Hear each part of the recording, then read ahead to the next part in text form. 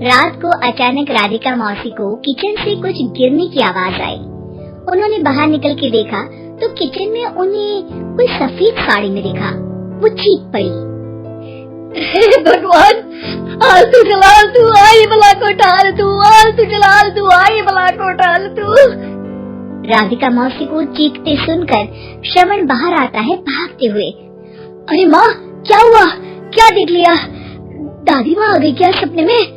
अरे बेटा, रसोड़े में देख तो कौन है? श्रवण रसोड़े में झांक कर देखता है और उसे कोई नहीं दिखता अंदर। अब रसोड़े में तो कोई नहीं है माँ। कोई सफेद साड़ी में नहीं है क्या? नहीं माँ, कोई भी नहीं है। चिल्लम चिल्ली की आवाज सुनकर काजल भी वहाँ आ जाती है। अब क्या हो गया माँ जी? अरे बेटा, रसोड़े में एक चुड़ैल थी सफेद साड़ी में। अरे क्या कर रही थी वो अंदर? अरे बताया नहीं, कल आएगी ना तो पूछ लूंगी। चुड़ैल जी, आपका क्या प्लान है?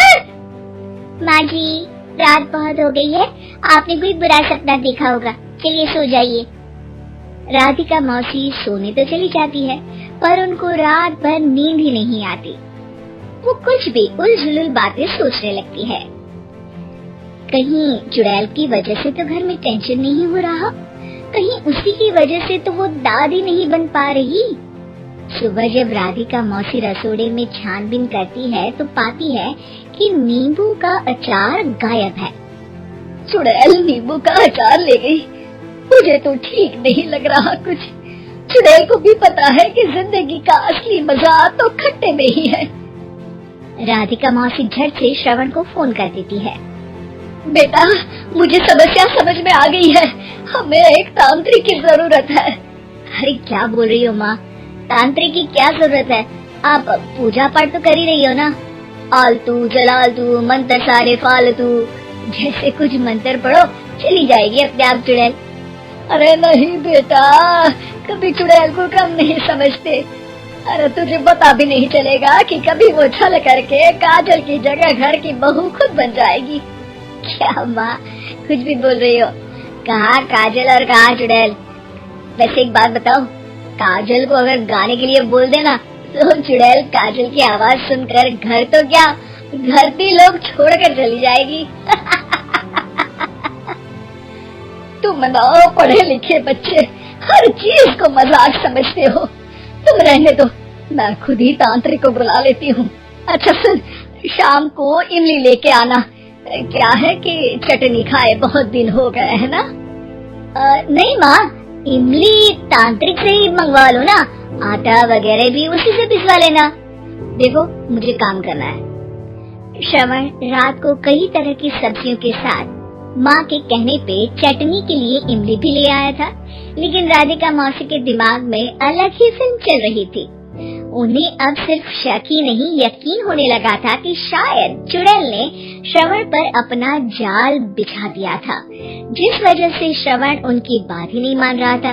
पर कोई नहीं, आने वाली रात में राधिका मौसी खुद तैयार हो गई चुड़ैल को पकड़ने के लिए। रुद्राक्ष की माला, तुलसी का पत्ता, हनुमान चालीसा सब हाथ के पास ही था, बस चुड़ैल का इंतजार था। और जैसा राधिका मौसी ने सोचा था वैसा ही हुआ। वो चुड़ैल उस रात भी आई, पर वो राधिका मौसी से तेज निकली और राधिका मौसी के उससे पकड़ने के पहले ही वो भाग खड़ी हुई। जरूर बहू पे साया है उस चुड़ैल का, तभी तो श्रवण के कमरे में गई है। और अगली सुबह राधिका मौसी पिछली रात हुए हमले में किन चीजों का नुकसान हुआ उसका हिसाब लगा रही थी। उनके खेमे से एक आम के अचार की शीशी भी गायब हो चुकी थी और वो इमली भी जो कल श्रवण लेकर आया था। राधिका मौसी इस बारे में सोच ही रही थी कि श्रवण जल्दी से रसोड़े में आकर दवाइयों की पोटली ढूंढने लगता है। अरे बेटा, क्या हो गया?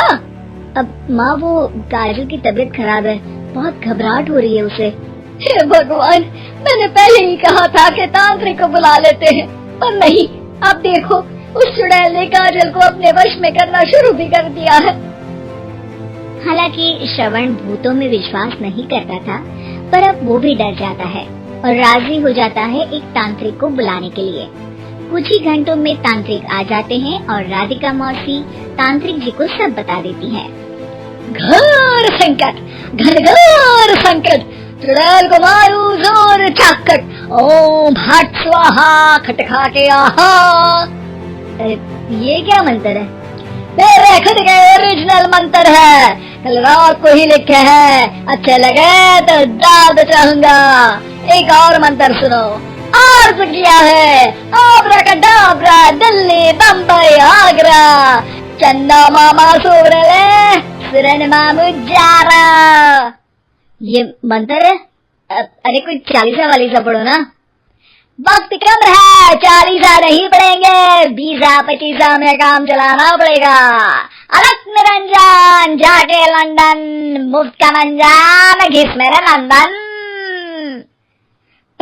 अरे जल्दी करो तांत्रिक जी, जल्दी करो। तांत्रिक अपने उल झलूल मंत्र पढ़ने लगता है। श्रवण को तांत्रिक पे शक होता है। वो अपने एक डॉक्टर दोस्त को कॉल कर देता है ताकि कोई अनहोनी हो तो इमरजेंसी में चीजें मैनेज हो जाए।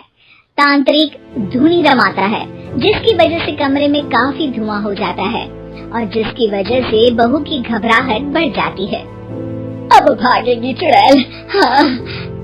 बहू खांसते हुए धुएं से बचने के लिए बाहर चली जाती है। अरे भाग रही है, भाग रही है। पीछे पीछे श्रवण भी जाता है। बहू एक सोफे पर बैठ जाती है।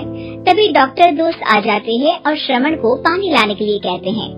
थोड़े चेकअप के बाद डॉक्टर कहते हैं, मेरे हिसाब से जाप का काम पूरा हो गया है। क्या मतलब? अरे कुछ भी नहीं माँ, कोई चुड़ैल नहीं है, खुशखबरी है, अब दादी बनने वाली है। मगर वो सब अचार के डब्बे। श्रवण दोनों अचार के डब्बे अपनी माँ को दिखाता है, जो कि उनके बिस्तर के नीचे छुपे हुए थे। हाँ, आपने सही बोला था माँ, वो चुड़ैल काजल ही थी जो खट्टा खा रही थी। हमें कल ही पता चला, पर हमने आपको ये तांत्रिक वाला काम करने दिया ताकि आपको भरोसा हो जाए कि भूत वगैरह कुछ होता ही नहीं। अच्छा, ये तो बड़ी खुशी की बात है, पर बेटा मुझे एक झाड़ू तो ला दे। क्यों माँ? ये तांत्रिक का भूत उतारती हूँ मैं। अब तांत्रिक राधा मौसी के डर से घर से भाग निकलता है और राधा मौसी उसके पीछे भागती है। अरे संकट ये घनघोर है, तांत्रिक मुआ चोर है। और वीडियो देखने के लिए चैनल को सब्सक्राइब करें।